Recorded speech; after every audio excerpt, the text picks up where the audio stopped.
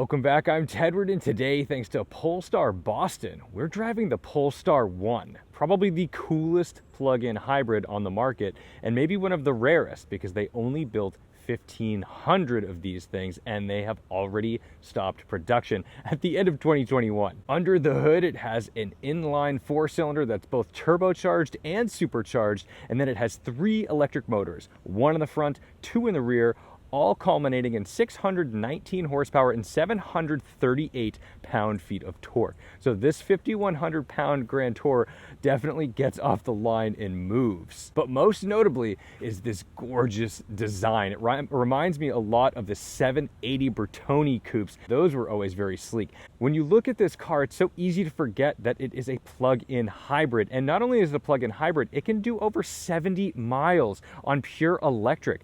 All of the information that I've read about the car stated somewhere in the 50-mile range, but in reality, this will do like 72 miles on pure electric, and that is plenty for the daily duties.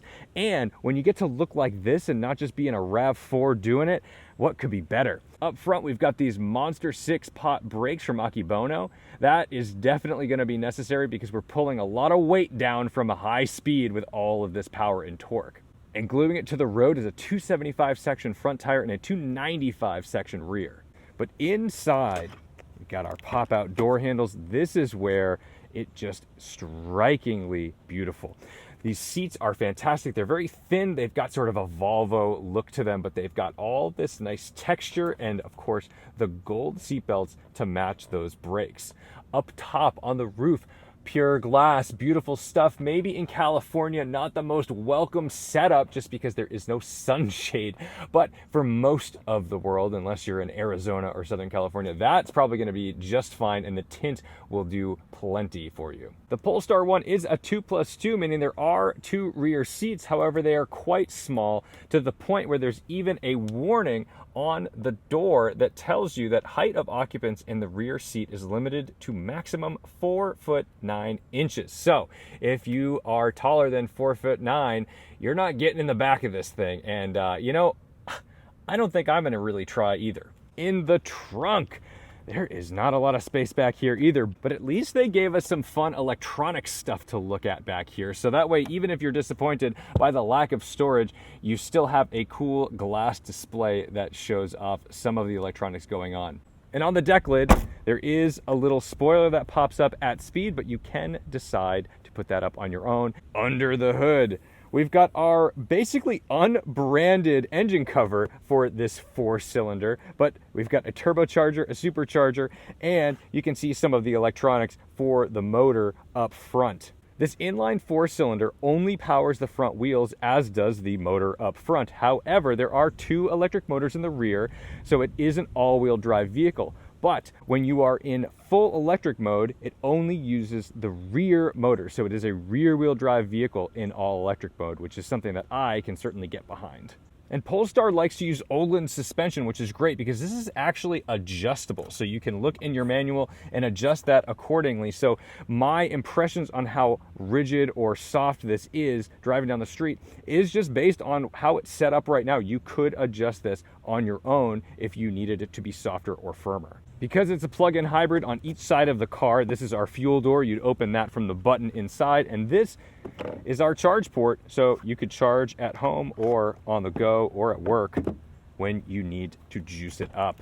So let's jump in and take it for a drive because I think this is really a special vehicle, and I think this solves a lot of problems for people trying to enter the electric car world who aren't fully ready for electric only. So let's start it up and see how it drives, because all of this wonderful technology and power is useless if it's not entertaining and enjoyable behind the wheel. To start it up, we've got our engine start-stop switch here. You don't push, you twist. And we're in business. It's telling me that my seatbelt is not on. Our controls here, very simple. We can knock that fan down or just turn it off there. Everything in the vehicle is very minimal. It's all driver focused. So it's wild that you've got this crazy technology under the hood, under you and behind you, when really you've still got like normal buttons for a lot of stuff, and the touch screen is just for things that you need. Okay. And then drive modes. I love that this isn't through the touch screen. We actually have a scrolly wheel we push, and then we have all-wheel drive, pure electric, rear-wheel drive only, hybrid for your everyday use, which is going to alternate between electric and your internal combustion engine. You can obviously adjust your individual personal driving preferences in the menus. We're not doing that today. And then power, which is going to just keep that internal combustion motor going, so it's always ready to boogie when you get in the pedal. There's a bit of storage space just for your phone right here, but not much else. Let's put it in drive. 2 clicks. And off we go. We've got 63 miles of range left on this battery. Let me show you this turning radius though. Pretty solid stuff.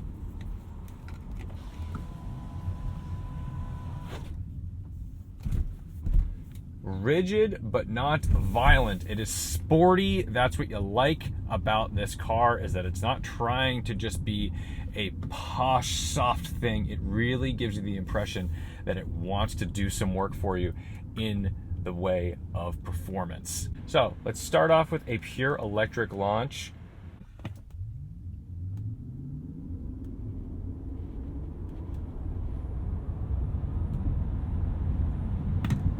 All right, not that quick in the first like 30 feet or so, but it doesn't really need to be. So let's try it again with all of the juice.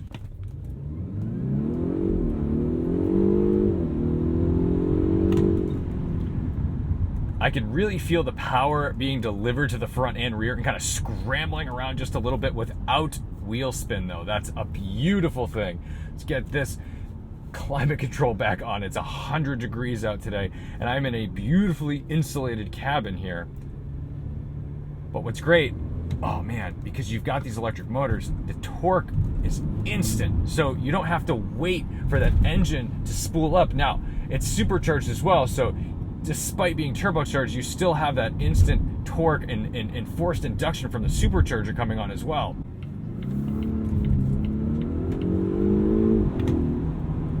Wow.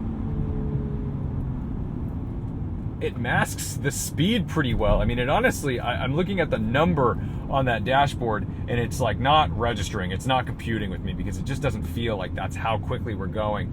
This is a high-speed Grand Tourer that can somehow do 70 miles on electric charge. What a cool thing. In pure electric mode, it does feel like it wants to be a bit more conservative with the pedal. Something tells me it could deliver that power a little faster, and it's not, which might just be a range-saving technique by Polestar.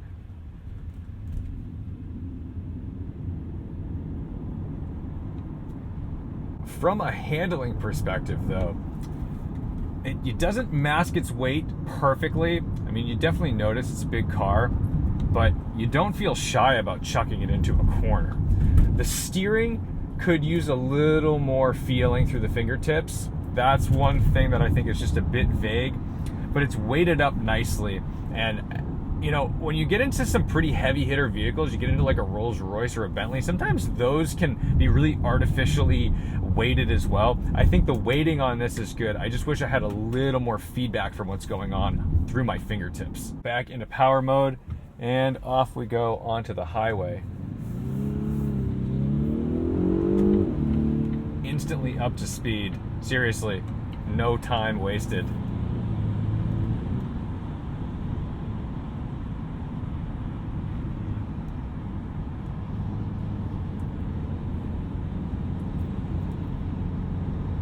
You want to make a pass? You lean into it, you're getting torque before that downshift even occurs from this 8-speed automatic gearbox because you've got torque from the electric motors. So you're just off the second you get into that pedal. I mean, this is something that you could really find yourself getting some hefty speeding tickets in a hurry if you really had a heavy foot. But what's interesting is it doesn't necessarily encourage bad driving. It doesn't encourage abuse, but it can take it.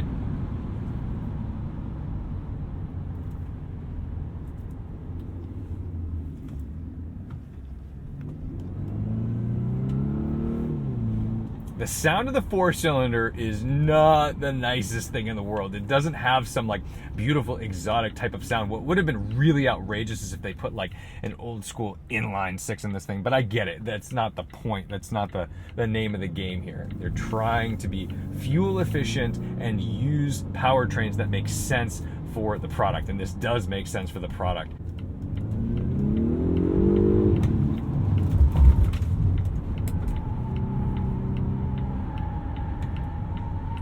Definitely feel the weight through those tires. They're squealing a little bit, but it handles really well. It's fairly balanced. It's interesting too because it still allows for a bit of squat and dive on power and brakes, which I like, because you know when something's just too firm, too rigid, you lose that seat of your pants feel in the car, and this gives you that. You still feel like it's planted, like it's moving about your seat. These chairs are incredibly supportive, but I have to say, it feels like they were designed by somebody who designs office chairs, like an office chair that keeps your posture correct. I feel like most car seats that I sit in allow me to slouch and be kind of a bum and have bad habits in the way I'm sitting. Like, these chairs really feel like they're designed to improve your posture. Like, if you had scoliosis, you might not after driving a Polestar 1 for a few hours. It might correct everything in your back. That is not medical advice. That is not medical advice. Back into hybrid mode. That 4-cylinder disappearing for the most part when you're in this mode, which I find to be wonderful because it's not exactly a sound that I need to hear. But if I need to get into the power again, it's right there for me with no question. It's just started right back up, gets into the revs, and we've got juice going to the front wheels. See how these brakes hold up from about 70 miles an hour, no one behind us, and dig.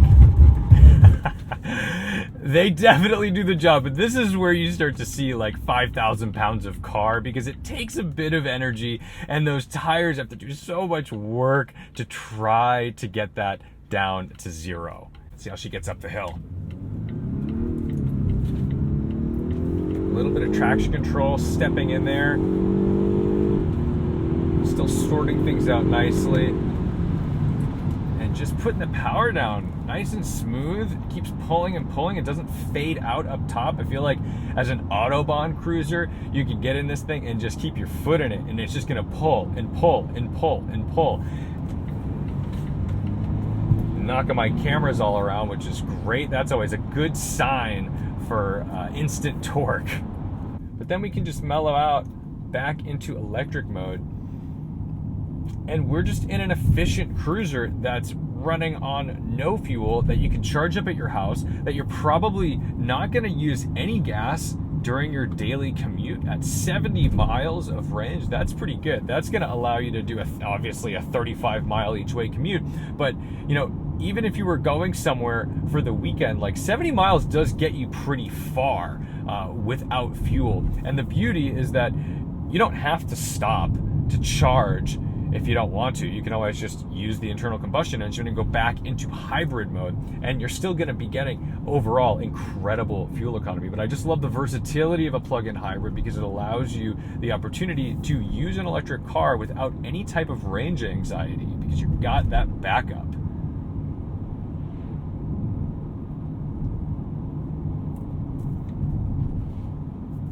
Just to put it into perspective, a RAV4 Prime maybe gets about 50 miles on electric power. This doing 70 is like pretty significant. That's not nothing. I think the visibility in this car is just fantastic. I've got so much glass, and I think despite like not needing to look up unless I want to look at an airplane or something, I do think that gives me more confidence that I'm not confined, I'm not constricted in the vehicle, because I've got all this light pouring in. But I can see right over my shoulder to the right and to the left, which is just an absolute treat.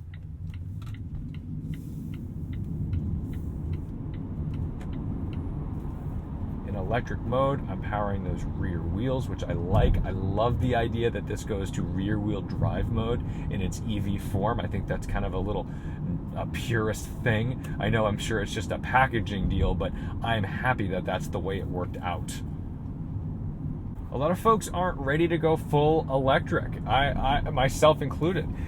I do think that a plug-in hybrid is the way to get people to figure out, like, how does an electric vehicle work in my life? Like, what does 70 miles of range actually mean to me? Like, can I keep up with that? Is that gonna do 90% of my driving without a drop of fuel? Because I know a lot of folks who buy electric vehicles, they might also have a gas-powered vehicle as well, and they despise going to the gas station now. They don't want to go. And I do think once you've gotten off the tap, once you're no longer filling your vehicles with fuel, you really take pride in the fact that you can plug into your house and maybe use your solar panels or something to charge your vehicle and really reduce your emissions and just your cost overall when it comes down to it. Now, at $150,000 to $160,000, obviously this is not like the economical choice for an EV. The same goes for Porsche's SE hybrids, whether it's a Cayenne or a Panamera. Those are very expensive vehicles, but I think they still present a really nice package to be able to remove yourself from fuel and not have to be burning it all the time. I still like burning fuel and I like going fast, so that's why we're going to get back on the road with some gusto.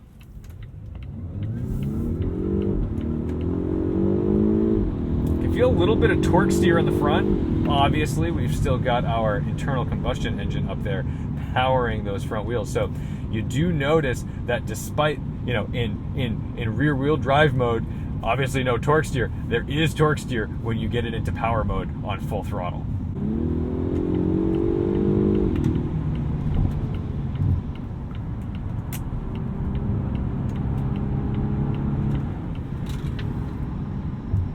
Olin's holding on over the transition, over the bump really nicely. I think the turn-in, although a little vague on the steering, is still pretty competent because we've got 275 sections up front. That's what I would be running on my M3 on my track wheel setup. So that is a wide tire, even though it's going to deal with quite a bit of weight. And after I've had my fun into electric mode, cruising on the highway, and let's see how fast she can go in electric mode. I don't think I'm going to find the limit, but it's pretty nice to be able to do 80 miles an hour on pure electric, not to think about anything. That's great stuff. I know that there's a lot of folks who are anti-EV. They do not want a world of electric cars, and I understand that. I am a power-hungry, fuel-burning guy myself. I like that. But I would wager that those people are not anti-torque and not anti less money into their cars. What a terrible statement that is. But you know what I'm saying? Like, these electric cars provide insane amounts of torque on tap instantly. Like, there's no one that gets in a Tesla Plaid or a Model 3 Performance and isn't kind of impressed by the acceleration. This is no different. And you get the best of both worlds by having an engine as well, because you don't have to deal with that range anxiety. But I do think that we need to wean ourselves into this a little bit, and cars like this Polestar 1 are allowing that to happen with people who otherwise may not have embraced this kind of technology or this kind of driving. But if I could tell you, you could get to work every day without using any fuel, and also not worrying about if you're going to make it there, I mean, wouldn't you say yes to that? Or if I could tell you that maybe you don't like an electric vehicle, but that you can have an efficient turbocharged engine that, despite maybe taking some effort and energy to spool up, needs some revs, needs some flow to really get it going, you have instant torque because you've got electric motors. That's pretty cool, and I think we need to embrace some of that technology and see where it goes. And I really don't think that we can say that electric cars have no personality. There's so many configurations that these vehicles can end up with, that you can have a motor on each corner, and that's going to enable cars to behave in ways that we've just never experienced, because differentials can only go so far. We'll have front-wheel drive vehicles, rear-wheel drive vehicles. You'll be able to change whether your car is front-wheel drive or rear-wheel drive on the fly in some cars in the future. I mean, this one included. There are just exciting things that are happening that we can't overlook, and we cannot just look at all electric cars as simply appliances. I do genuinely think that we're going to get some pretty wild sports cars in the near future, and grand touring cars and entertaining family vehicles that are more powerful than we ever imagined, more capable than we ever imagined, and I just think it's going to be different than the doom and gloom of, oh, we're all going to have to drive a Prius. Like, it's not that. Of course, those vehicles are going to exist for the masses, but there are going to be cool things that come out for enthusiasts. So thank you so much for watching, liking, commenting, and subscribing. Thank you to Polestar Boston for putting this together, for inviting me to drive this beautiful car. Really, honestly, one of the most beautiful cars I've driven in a long time. And I've always been a Volvo guy. I grew up on Volvos, so this kind of style really does it for me in terms of nostalgia. Don't forget to respect the drive, and I'll see you guys in the next one.